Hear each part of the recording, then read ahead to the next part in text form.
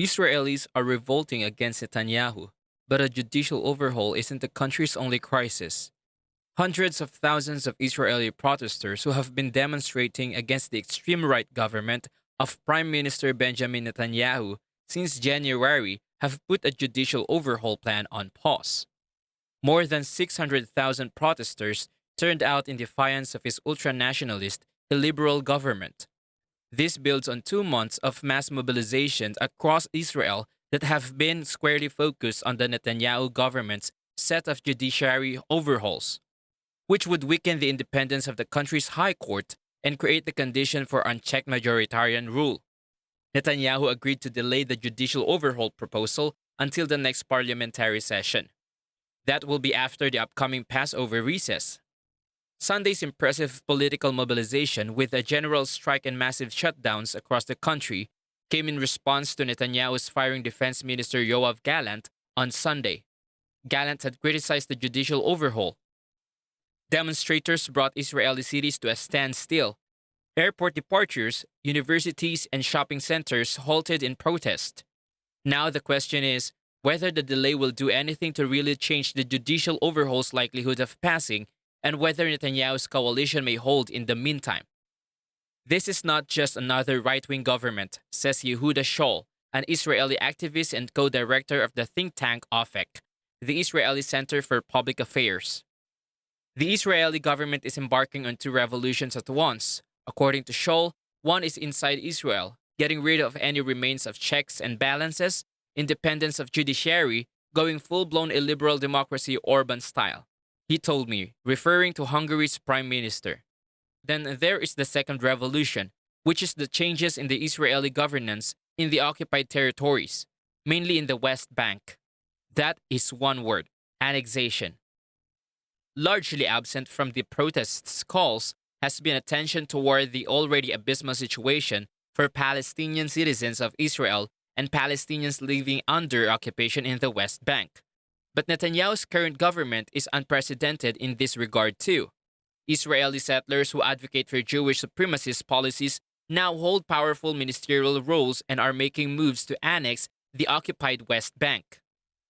Finance Minister Bezalel Smotrich recently called for the eradication of a Palestinian village. National Security Minister Itamar Ben-Gvir is a longtime inciter of violence against Palestinians. The anti-government protests also come at a time of intensive violence between Israelis and Palestinians that could spiral to a new dangerous phase with these extremist Israeli ministers in top posts. Israeli authorities have been conducting deadly raids on West Bank cities and villages, including a military raid that killed 6 Palestinians earlier this month.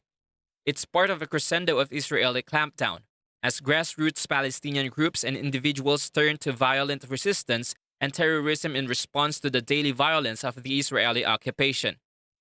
This moment is a crisis for Israel's democracy, sparked by these proposals but built from decades of right-wing policies promulgated by Netanyahu. The crisis is also inseparable from the erosion of human rights in the occupied Palestinian territories. Netanyahu and his allies are pursuing a shock doctrine that amounts to crippling the Israeli governance system and a total reordering of the Israeli occupation. Even if one element of that shock doctrine is delayed, the government's ideology remains unchanged. Why Israelis are protesting Netanyahu? Netanyahu was elected to a 6th premiership this November, but this time with the most extreme, nationalistic, and exclusionary government in Israeli history. From the get-go, the Israeli government has sought to make significant changes to the High Court that would hollow out its independence and its power to serve as a check on the Israeli parliament, or the Knesset. The several bills put forward would restrict the court's ability to overturn laws it sees as unconstitutional and allow a simple majority in the Knesset to reject its decisions. It would also give government lawmakers and appointees effective power over the committee of 9 individuals that appoints judges and rescind key authorities from the Attorney General. These and other changes would weaken the independent judiciary's power in the parliamentary system that otherwise lacks checks. This is all complicated by the fact that Israel doesn't have a constitution, but a set of regulations passed as the basic law. The proposal's backers, like a group of Israeli academics who recently published an open letter in support, say the court has grown too powerful. But, according to a recent survey by the Israel Democracy Institute, 66% of Israelis think the Supreme Court should have the power to strike down a law if it is incompatible with the basic laws. The result of the judicial overhaul would be a form of majoritarian rule, where minority groups, especially Palestinian citizens of Israel, who are about 20% of the country's population, would face serious threats. Minority rights will be protected by the majority's benevolence. That contradicts a core element of democracy, of course, writes Nathan Sachs of the Brookings Institution. These proposals have sparked the massive protests in Israel and outrage from unexpected quarters. Many former Israeli leaders have warned of fascism taking over the country, and now their voices are growing loud. Former Prime Minister Ehud Barak, one of the country's most decorated military leaders, has been joining the demonstrations along with former Prime Minister and opposition leader Yair Lapid and former Minister of Justice Zivi Livni. In Israel, nobody will be above the law, not even the Prime Minister, Livni said in January. Ram Ben Barak, a member of the Knesset who formerly worked as Deputy Director of Israel's Mossad intelligence services, made a comparison to Nazi Germany in a stark indication of how bad Israel's opposition judges the situation to be. Netanyahu, Ben-Gvir, and all you other fellow travelers, check Wikipedia and read the history of how the Nazi Party rose to power democratically and immediately became a dictatorship, Ben Barak tweeted. Pilots from elite Air Force reservist unit are on strike, and former Air Force chiefs have written a letter against the judicial actions. Israel's national security leaders worry that Israel will be less able to defend itself in international forums. For example, for its potential war crimes in Gaza, the West Bank, and inside Israel if its judiciary is less credible and not independent.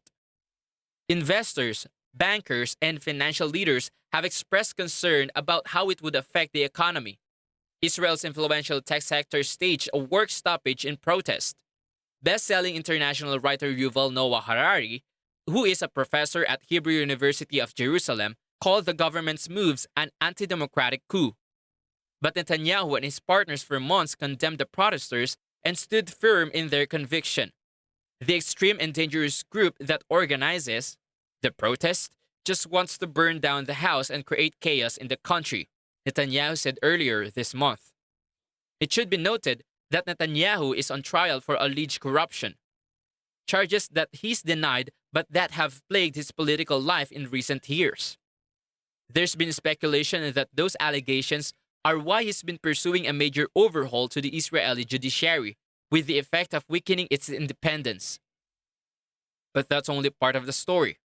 The government's overt policy of Jewish supremacy over all the land of Israel, broadly construed, and its non-binding coalition guidelines seeks to entrench annexation without official declaration, according to the policy paper by top Israeli human rights organizations. Other changes include advancing legislation to give Ben-Gvir, who is Minister of National Security, the authority to intervene in the priorities of investigation of the police. It could lead to further deprioritization of investigations into settler violence, which already receive relatively scant attention from Israeli authorities. Then there's a new law that would revoke the citizenship of Palestinian citizens of Israel and their families should they be convicted of terrorist charges. There's also the potential reinstatement of the death penalty for those convicted of terrorist offenses. The government has already approved the construction of more than 7,000 settlement units in the West Bank, almost twice the total approved last year. New policies would further legalize settler outposts. State Department spokesperson Ned Price said the U.S. was deeply troubled by these settlement announcements, but has not outlined any consequences. This is in addition to action that human rights organizations view as collective punishment of Palestinians, like an uptick in Palestinian home demolitions. Every night raid, random checkpoints, and home demolition holds out the potential of further radicalization as the Israeli occupation hits new levels of violence.